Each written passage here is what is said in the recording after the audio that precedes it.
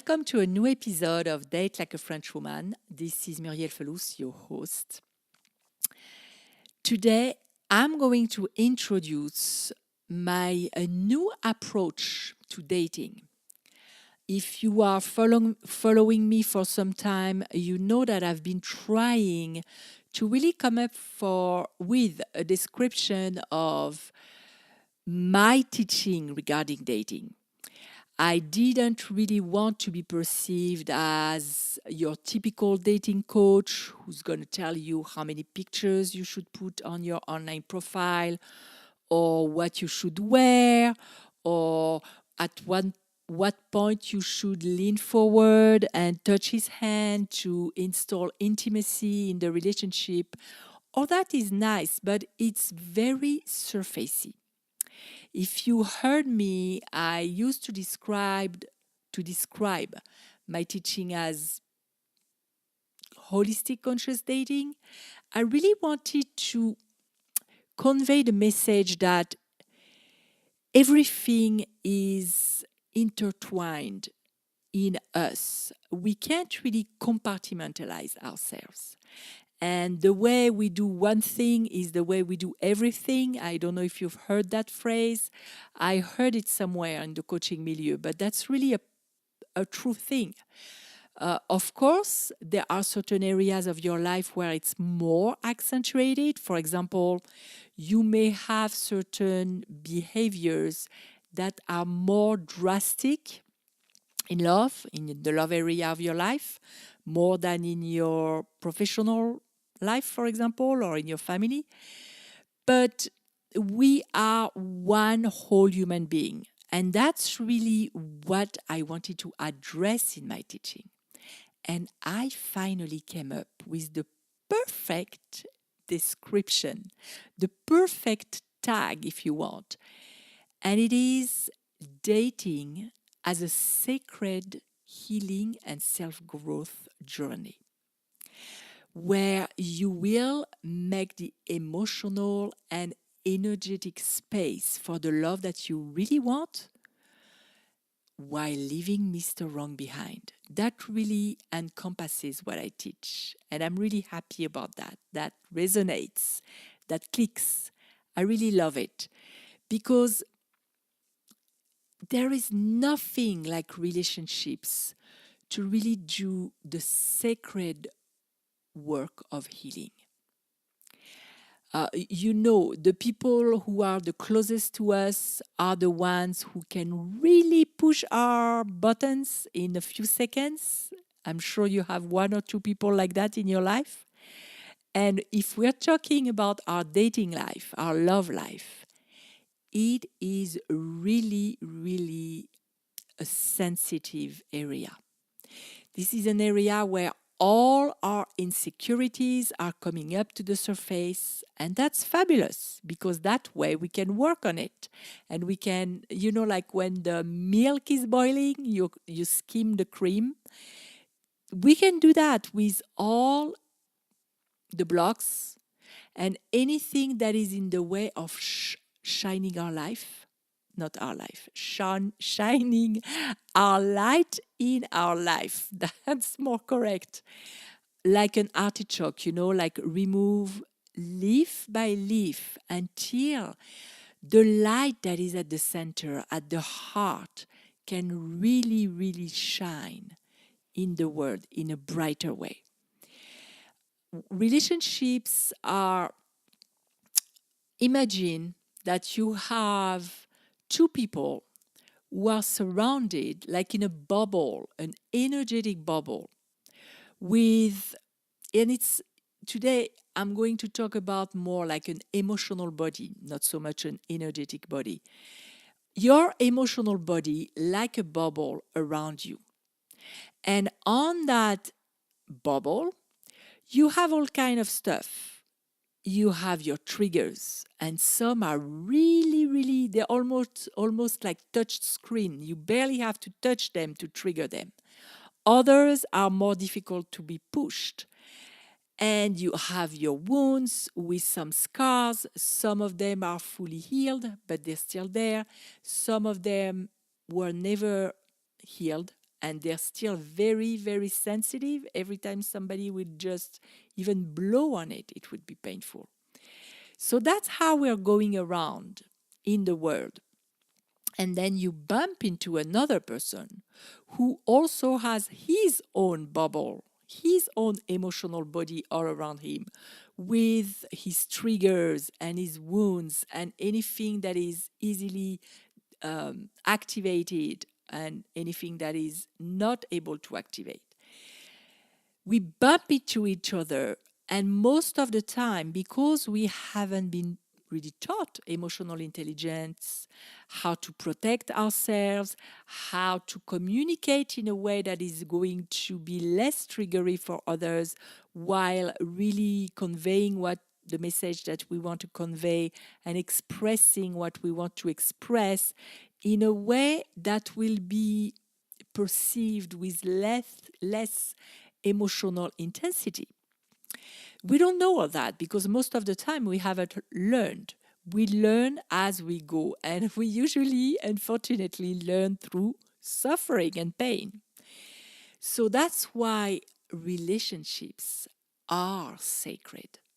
Some people come in your life, and even though they come to kick your derriere, your butt, they still are allies on a spiritual level because they came to make you grow. They came to maybe blow on that wound, push it maybe, so that it becomes so painful that you are forced to address it and heal it. And even those people who really, really seem to have hurt us the most sometimes came to help us heal, to help us realize that there is something to shift. You know, the world around us, people in our life are a mirror of ourselves, and we are a mirror for them. You can tell the two people the same exact sentence, and they will not be triggered in the same way because we're mirroring each other. And you draw, you pick in your life unconsciously because life is smart in this way. Life is always on our side to help us grow and shift and heal. And there is also an unconscious desire to heal in us that will make us draw exactly the person that we need to draw into our life to heal what needs to be healed. Let me give you an example. You know, some people are very OCD and they would draw someone who's really, really messy because they both have something to learn. They both need to reach an equilibrium and for everything to be balanced instead of being so extreme. So even though that person is going to trigger you like crazy, if you are the OCD, they're going to leave their cup on the table and leave the room and don't put their stuff in the dishwasher. They're going to leave the bed undone. All kinds of stuff like this. Don't take the trash out. Stuff that are going to drive you nuts. And you will drive them nuts because for them, those things are not really important. If you had teenagers at any point in your life in your house, you know what I mean. I have two teenagers, and let me tell you, this is Zen school in my house. I'm learning and learning and learning my limits, learning how to react, learning to, and of course, I'm not perfect, learning to address things in a way that they can receive instead of just shut me down because I would raise my voice. So it is really a school to stay zen. The same thing applies to your love relationships. And this is really a blessing. Dating becomes less of a quest and more like a journey. And what is becoming interesting is the journey itself. And that's really a breath of fresh air. Because instead of being all the time goal-oriented, which we are in so many other areas of our life, we become more process-oriented, more experience oriented. I would like to share today a few pointers, a few questions to help you start practicing dating as a journey. Because you can start now. Even if you don't have yet someone that you're dating, you can go and revisit your past and take the journey, how do you say, post-actively? Retroactively, and embark on that journey and start healing. So nothing would have been in vain.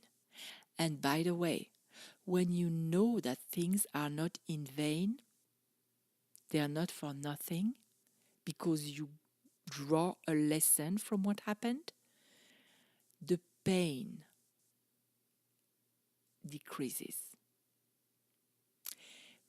If you've heard my story in the past, several years ago, in the last really long dysfunctional relationship that I had, I woke up one night crying in my sleep, in pain, and I asked, I didn't really even know who I was asking. Was that God, the universe, the creator, life in general?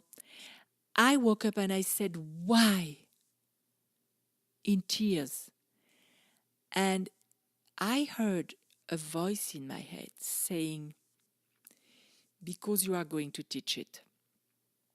At that precise moment, the pain vanished. I was done suffering. There was a purpose to my pain. So that helps immensely when you can attach a lesson, a purpose, a treasure, a gift, a shift, something to all these moments of heartbreak that you went through in your life. And the first question that you can ask yourself to really start mining the treasures in your past relationships is, what did you dislike in your past relationship? And I would advise that you take a journal now. You can pause the podcast and you really start writing, because you will discover so much about you when you really go in a journey inward and you really introspect and you reflect on what happened, so that not only will you shift, will you learn, but you also, it's kind of an insurance for the future to not let that happen again, because you will know yourself better. And there will be no need anymore to attract this specific kind of dislike, because you will have learned the lesson. That's how we graduate and we go up and we start aligning with different kinds of people. Our vibration is raising. So, what did you dislike in your relationships? And why? Was it a certain kind of behavior that your partners had? Was it a situation that was created and you never rectified? What was it? The next question is, how did it make you feel? What kind of emotions did you experience? And if you would like me to send you those questions in writing, so you have them ready and you can start working with them, just shoot me an email at contact@datelikeafrenchwoman.com and I'll send them to you. So how did it make you feel? The next question is going a little bit deeper into details. Did you feel like that because, one, someone came into your field, into your territory too soon? Did you let them in too soon, too close to your heart? Or did you let them in at all and they should never have come in? And from there, you go to the matter of, is there a need for you to learn to set firmer boundaries in your relationships? Because setting boundaries, it is not the other's job. This is not the other person's job to respect your boundaries. It is your job to set them and affirm them with your words, your behavior, your actions, and your energy in a way that it becomes clear to the other person that this is a line not to be crossed. And not in an aggressive way, but in an assertive way. Make the other person understand that this is not something you're going to tolerate. And be careful, it is not about saying something and doing something else, because that's the worst thing that you can do.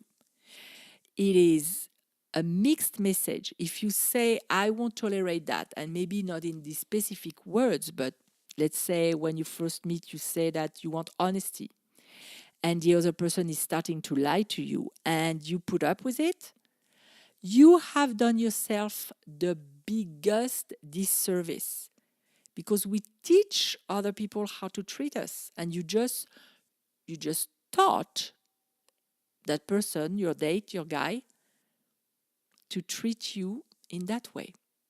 That what you say doesn't matter. He can cross the line, you will still accept him. So be careful. It's really a crucial point. That's one of the most important points in relationships. And by the way, not only in love, in every relationship. There is a way to set boundaries in a firm but yet loving way. And of course, that requires that you yourself know what boundaries you want to set. So if you haven't ever built a description, a vision of the kind of relationship that you want in your life, it is time to do that. Because if you're wishy-washy, if you're not clear, I can guarantee you that the result will be unclear and will be painful. There is nothing like clarity. Time to sit down, to really put on paper your deal breakers, what you're ready to put up with, what you're ready to tolerate, and what you are absolutely not tolerating. That's a work that we do with my private clients. We spend a full session doing that in details. And then we spend a full session assessing how you measure up to those criteria, because you cannot ask someone to be what you are not yourself. Remember, we attract what we are, we vibrate at the level of who we are, and we are aligned once we vibrate with the same kind of vibration. So clarity and integrity. The next question, and once you've done all that, you've seen if you need to put some boundaries, maybe it is not a question of boundaries, but do you have bad habits in your dating life? Did you in the past just have bad habits? Like some people say, oh, it's not exactly what I want, but we'll deal with that later. We'll see later. It's going to change. You somehow close your eyes on stuff that you don't like, that are not compatible, in a hope that somehow magically it's going to change at one point. That's a very bad habit. That's a very dangerous habit for your heart. It's somehow a lack of maturity. So examine, why do you do that? Do you do that because you're afraid of being alone? You're afraid that if you voice something out, the person is going to reject you? Or you're afraid to see what you don't want to see, to know what you already know but don't want to know, that it's not the person for you? Is that what it is? Or is it just the fact that you're acting like a teenager? You have a lack of maturity in your behavior, and maybe you don't take responsibility for what's happening in your life. You just let it be. So that could be an issue too. And please, when you examine those kind of things, without blaming yourself, you have done the best that you could do at the time, and now you're gaining clarity, you're gaining power, you're gaining healing. So you will do differently. You're not the same person that you used to be.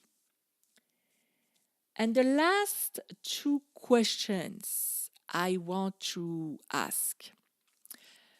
Those two questions, when I answered them myself, were I had an epiphany moment. And it is about asking yourself about the other person. Like, it would be like having a dialogue with the other person, but on paper. You're talking to the other person as if you were writing them a letter. And you tell them, the problem with you, or the problem I had with you, is, and there could be some stuff like, you're a liar. Or the problem with you is that you cannot commit. Or the problem with you is that you are not responsible. Or anything that really was posing a problem for you in the other person. And then that's when the magic happened. You turn the question back and you say, the problem that I have with me when I'm with you. Because I don't know if it ever happened to you, but a lot of women, and me in the past too, become someone. Let's say that you are with a partner, you're dating a guy that is not compatible, that is not giving you what you want, who doesn't respect your boundaries. And instead of having the self-confidence, and I understand that it was us in the past, it's not you anymore, or it was maybe you until this point, but be compassionate with yourself. You become somebody that you don't like. I know that in certain relationships, when I was with guys that were disrespecting me right and left, or betraying me right and left, just being who they are, they just should never have crossed the line to come into my life, that's all. I became someone that I didn't like. So the problem with me when I was with them was that I became clingy, and that annoying woman who always tried to maybe manipulate by asking questions or making requests because she really doesn't want to say what's under the surface. Like, are we going to see each other tomorrow? Because you're afraid that he's going to go see another woman, so you don't want him to have any time available. Those kinds of behavior that are really disrespectful for yourself when you think about it. And again, if we did that in the past, that's because we didn't know what else to do. We didn't know what to do better. So the problem with me when I'm with you is that, and then list what you do not like about yourself when you are in the presence of that person or dating that person. Because when I did this exercise in the past, I just realized that I was asking the other person to be different from who they are. And the truth was that the way they were behaving was just who they were. They could have had a plant in front of them. They would have done the same thing. It had nothing to do with me. And the problem I had was that I was becoming somebody else because I was lying to myself. I was trying to mold the clay into something that could never be, because the clay was already hard. It was already molded. And it is a dangerous behavior because it damages the relationship, or it's going to damage your heart if you are really with someone who's not for you. So again, ask yourself all those questions, and that is a way to embark on a sacred journey, because you discover stuff about yourself in a loving, compassionate way, where you can see on paper. Sometimes you have to put it on paper to fully realize. You read it again and you're seeing a person that you don't know appear in front of you. That woman that you have never had the intention to be, that you were just being as a reaction to something that was not for you. I really welcome any questions or comments regarding what we did today, because that is maybe new to you and that may be confusing, or you want some clarity or some comments. And if you want to really practice the topic of, it's a topic that came back often in my dating life and in the dating life of my clients. Where do you want to go for your next date? And I remember that sometimes I had guys coming to me and say, listen, I'm tired of making decisions all the time. I'm the one making all the decisions in my world, and I would love a woman who can also decide. So we will use that question to practice dating as a sacred journey in the Facebook Live this Thursday at 6:30 p.m. And if you can make it live, that would be wonderful, because we are going to interact on my Facebook business page, facebook.com/date like a French woman, not the group, but the page. And if you can't make it live, you still are welcome to the party, because you can put any comment and do the exercises that I will propose, answer the questions, and I will still come back and reply. I will still interact with you. Retroactively, that seems to be the word of the day. So I hope it's helping. And until I see you again, change your attitude, change your dating life from a quest to a sacred journey. You'll see it will take a completely different perspective, so much more powerful. I'll see you next time. Have a wonderful week.